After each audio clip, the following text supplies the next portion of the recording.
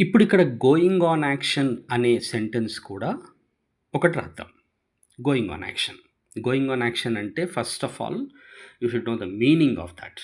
దాని మీనింగ్ తెలుసుకోవాలి. Going on action ఏంటంటే జరుగుతున్నది అని అర్థం. మరి ఇక్కడ సెంటెన్స్ నేను రాసింది I am learning English now అనే సెంటెన్స్ ఇచ్చాను. మరి అది జరుగుతుందనే కదా! నౌ అని కూడా ఇండికేటర్ యూజ్ చేసాం. ప్రెజెంట్ టెన్స్‌లో ఇండికేటర్స్ యూజ్ చేయకపోయినా పర్వాలేదు. ఎందుకంటే అది ఆల్రెడీ ప్రెజెంట్ టెన్స్ కాబట్టి. ఐ యామ్ లెర్నింగ్ ఇంగ్లీష్ నౌకి మీనింగ్ ఏంటి? నేను ప్రస్తుతం ఇంగ్లీష్ నేర్చుకుంటున్నాను అని సెంటెన్స్ తెలుగులో ట్రాన్స్‌లేషన్. మరి నెగెటివ్ ఏమవుతుంది అంటే I am not learning English now.